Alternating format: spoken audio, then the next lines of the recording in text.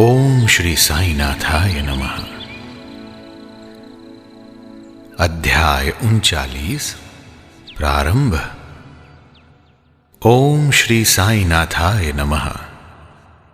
बाबा की असीम कृपा से आज हम अध्याय 39 प्रारंभ करते हैं। सबको अचरज हो गया था संस्कृत का ज्ञान, अपने लिए बनवा दिया अपना अंतिम स्थान।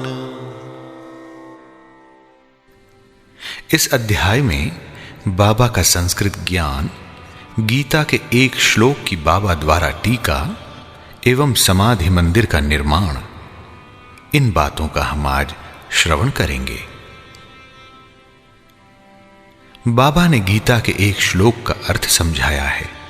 कुछ लोगों की ऐसी धारणा थी कि बाबा को संस्कृत भाषा का ज्ञान न था, और नाना साहेब की भी उनके प्रति ऐसी ही धारणा थी। इसका खंडन हेमाड़ पंत ने मूल मराठी ग्रंथ के 50वें अध्याय में किया है। दोनों अध्यायों का विषय एक सा होने के कारण वे यहां सम्मिलित रूप में दिए जाते हैं। प्रस्तावना। शिरडी के सौभाग्य का वर्णन कौन कर सकता है। श्री द्वारिका माई भी धन्य है, जहां श्री साईं ने आकर निवास किया और वहीं समाधिस्थ हुए। शिरडी के नर नारी भी धन्य हैं, जिन्हें साईं ने पधार कर अनुग्रहित किया और जिनके प्रेम वश ही वे दूर से चलकर वहां आए।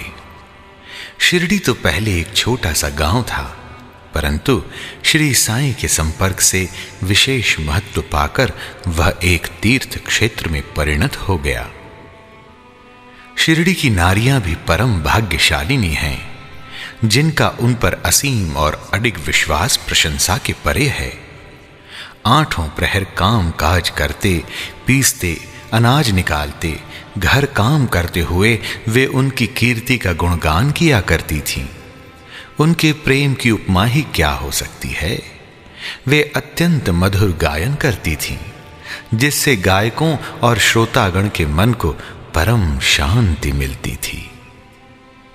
आइए अब हम बाबा द्वारा टीका की कथा सुने।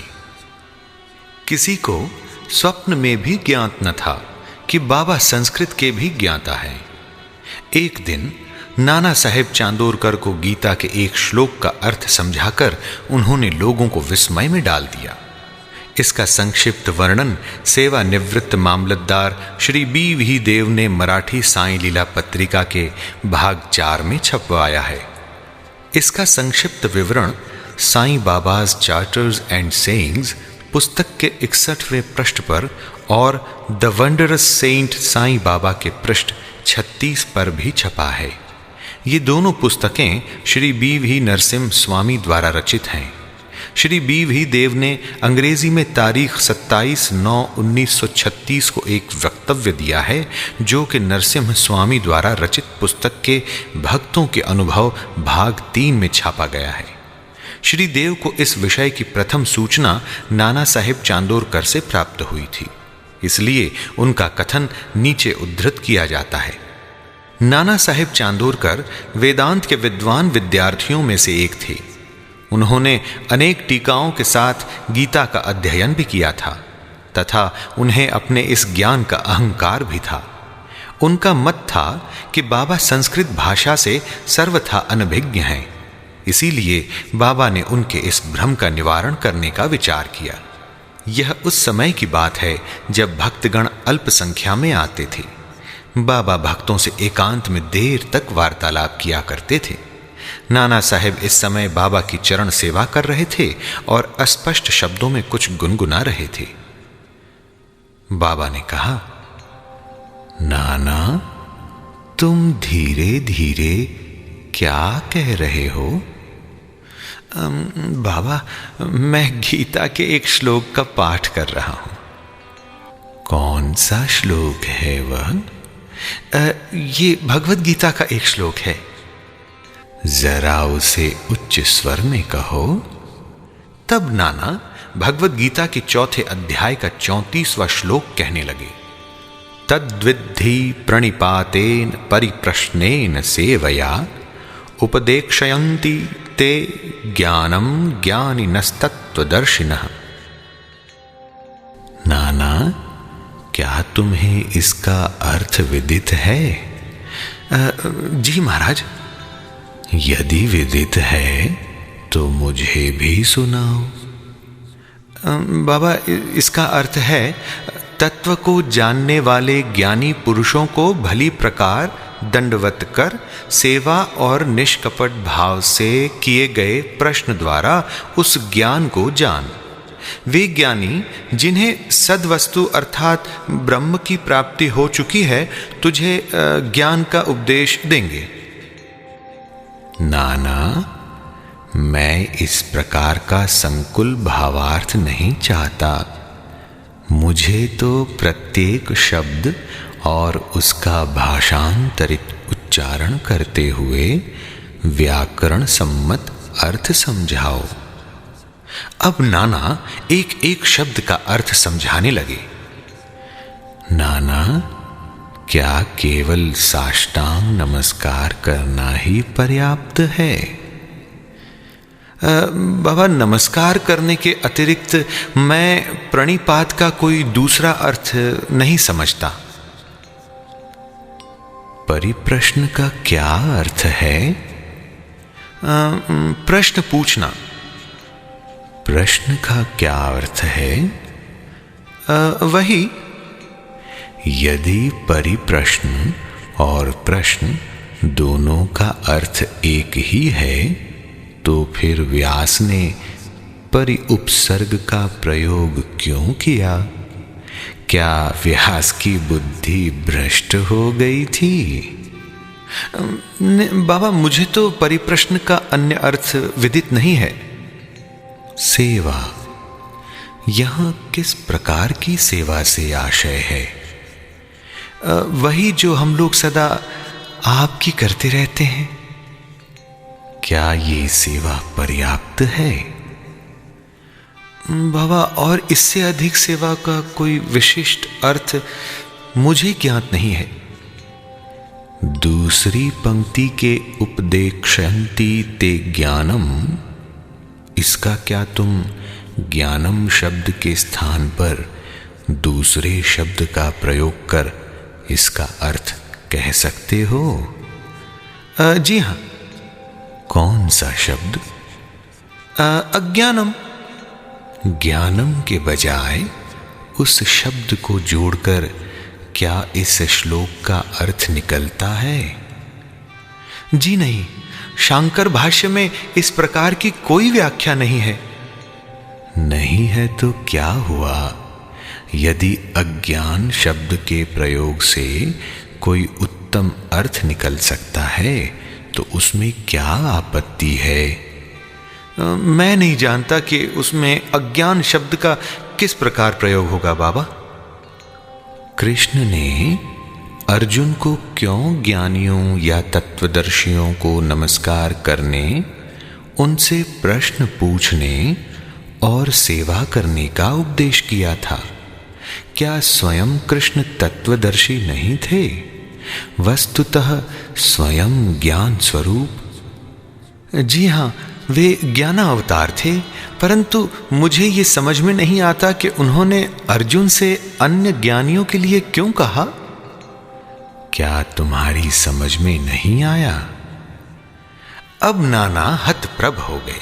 उनका घमंड चूर हो चुका था। तब बाबा स्वयं इस प्रकार अर्थ समझाने लगे।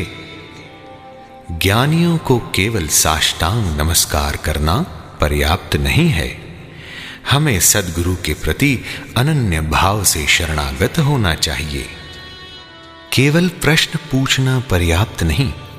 किसी कुप्रवृत्ति या पाखंड या वाक्य जाल में फंसाने या कोई त्रुटि निकालने की भावना से प्रेरित होकर प्रश्न नहीं करना चाहिए, वरन प्रश्न उत्सुकता पूर्वक केवल मोक्ष या आध्यात्मिक पथ पर उन्नति प्राप्त करने की भावना से ही प्रेरित होकर करना चाहिए।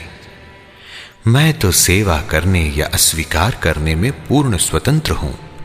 जो ऐसी भावना से कार्य करता है वह सेवा नहीं कही जा सकती।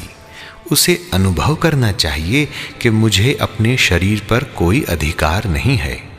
इस शरीर पर तो गुरु का ही अधिकार है और केवल उनकी सेवा के निमित्त ही वह विद्यमान है।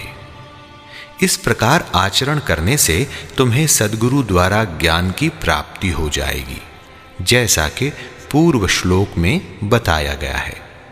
नाना को यह समझ में नहीं आ सका कि गुरु किस प्रकार अज्ञान की शिक्षा देते हैं। बाबा ने कहा, ज्ञान का उपदेश कैसा है, अर्थात भविष्य में प्राप्त होने वाली आत्मानुभूति की शिक्षा। अज्ञान का नाश करना ज्ञान है। गीता के श्लोक 1866 पर ज्ञानेश्वरी भाष्य की ओवी 1396 में इस प्रकार वर्णन है। हे अर्जुन, यदि तुम्हारी निद्रा और स्वप्न भंग हो तब तुम स्वयं हो, वह इसी प्रकार है।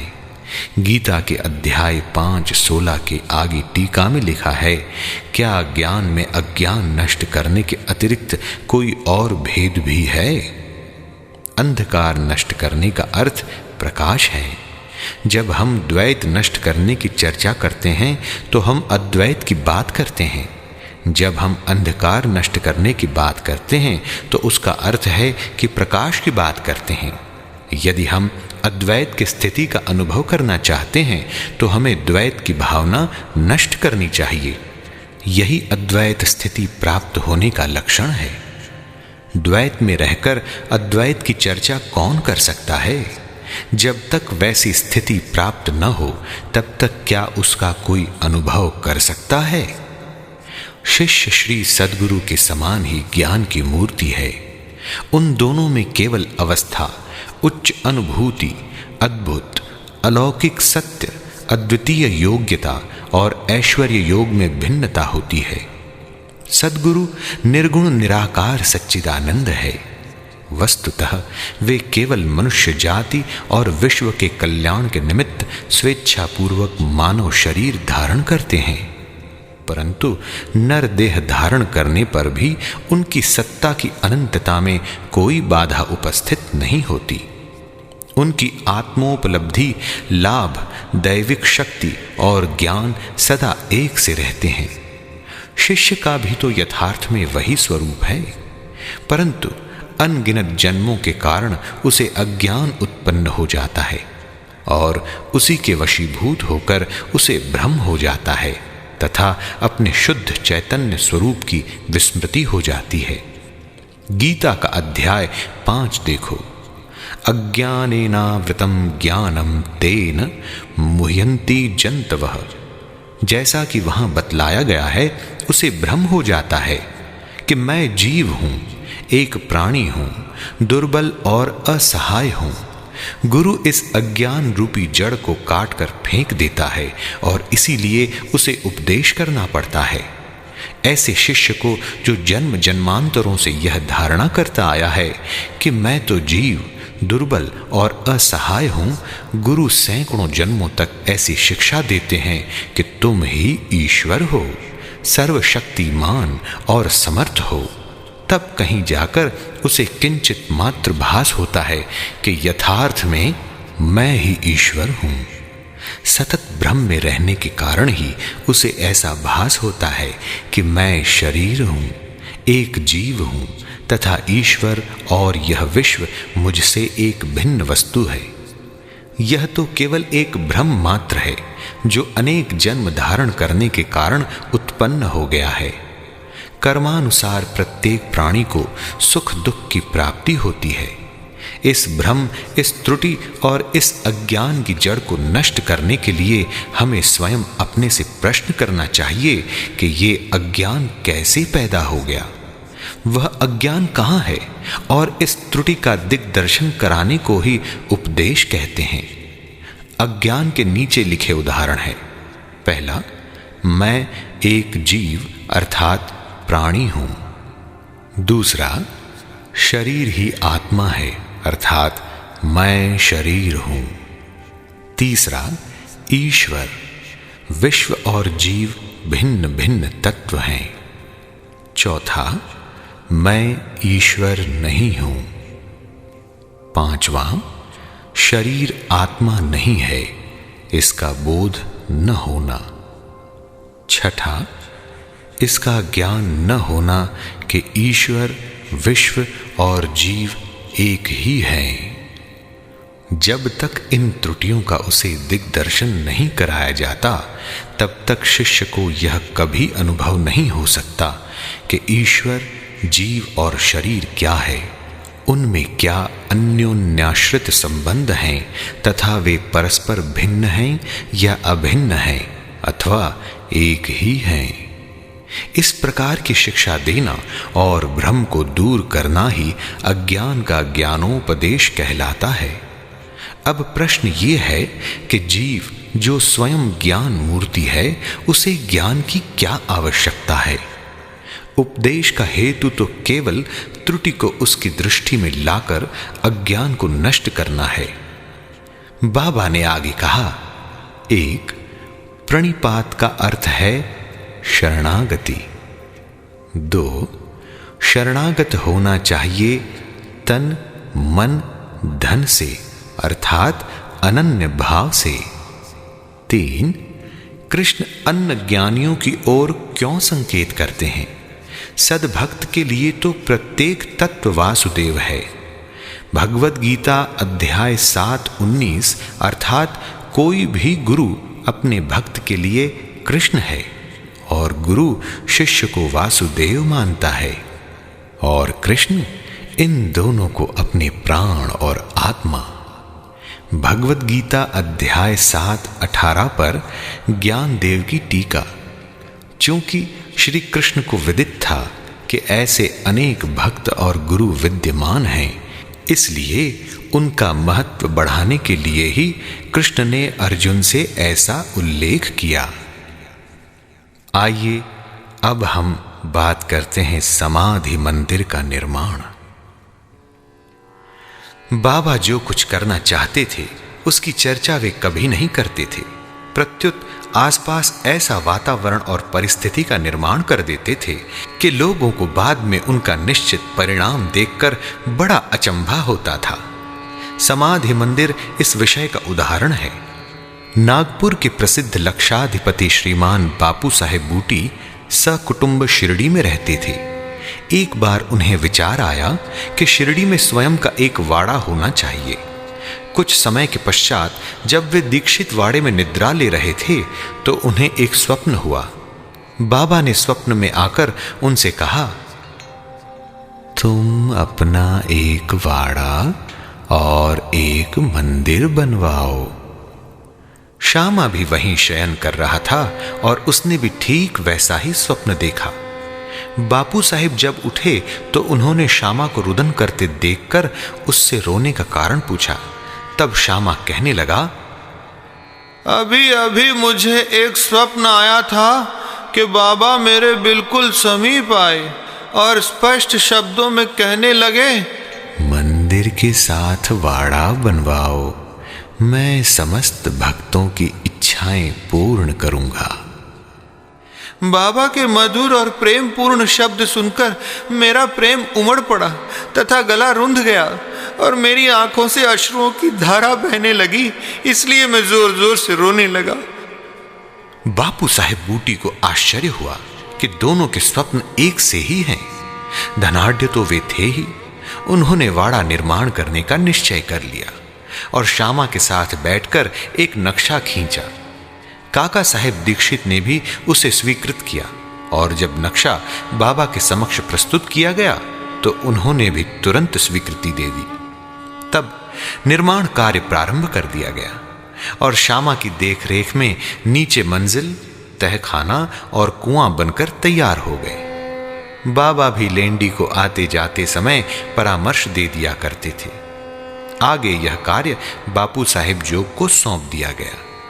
जब कार्य इस तरह चल ही रहा था, उसी समय बापू साहेब जोग को एक विचार आया कि कुछ खुला स्थान भी अवश्य होना चाहिए, जिसके बीचों बीच मुरलीधर की मूर्ति की भी स्थापना की जाए। उन्होंने अपना विचार श्यामा को प्रकट किया तथा बाबा से अनुमति प्राप्त करने को कहा। जब बाबा वाड़े के पास से जा रहे थे तभी श्यामा ने बाबा से प्रश्न कर दिया। श्यामा का प्रश्न सुनकर बाबा ने स्वीकृति देते हुए कहा, जब मंदिर का कार्य पूर्ण हो जाएगा तब मैं स्वयं वहां निवास करूंगा। और वाड़े की ओर दृष्टिपात करते हुए कहा, जब वाड़ा पूर्ण बन जाएगा तब हम सब लोग उसका उपभोग करेंगे, वहीं रहेंगे, घूमेंगे, फिरेंगे और एक दूसरे को हृदय से लगाएंगे तथा आनंद पूर्वक विचरेंगे। जब श्यामा ने बाबा से पूछा कि क्या यह मूर्ति के मध्य कक्ष के नींव के कार्य आरंभ का शुभ मुहूर्त है, तब उन्होंने स्वीकारात्मक उत्तर दे दिया। तभी श्यामा ने एक नारियल लाकर फोड़ा और कार्य प्रारंभ कर दिया। ठीक समय में सब कार्य पूर्ण हो गया और मुरलीधर की एक सुंदर मूर्ति बनवाने का प्रबंध किया गया। अभी उसका निर्माण कार्य प्रारंभ भी न हो पाया था कि एक नवीन घटना घटित हो गई। बाबा की स्थिति चिंताजनक हो गई और ऐसा दिखने लगा कि वे अब देह त्याग देंगे। बापू साहिब बहुत उदास और निराश से हो गए। उन्होंने सोचा कि यदि बाबा चले गए तो वाड़ा उनके पवित्र चरण स्पर्श से वंचित रह जाएगा और मेरा सब लगभग 1 लाख रुपया व्यर्थ हो जाएगा। परंतु अंतिम समय बाबा के श्री मुख से निकले हुए वचनों ने मुझे वाड़े में ही रखना केवल बूटी साहिब को ही सांत्वना नहीं पहुंचाई, वरन अन्य लोगों को भी शांति प्रदान की। कुछ समय के पश्चात बाबा का पवित्र शरीर मुरलीधर की मूर्ति के स्थान पर रख दिया गया। बाबा स्वयं मुरलीधर बन गए और वाड़ा साईं बाबा का समाधि मंदिर। उनकी अगाध लीलाओं की थाह कोई न पा सका। श्री बापू साहेब बूटी धन्य हैं जिनके वाड़े में बाबा का दिव्य और पवित्र पार्थिव शरीर अब विश्राम कर रहा है। साईं स्वयं ही वेद हैं, भागवत हैं साईं, सामने सागर ज्ञान का और कहाँ पे जाए। श्री सद्गुरु साईनाथार्पणमस्तु। शुभम भवतु। अध्याय 39 संपूर्णम।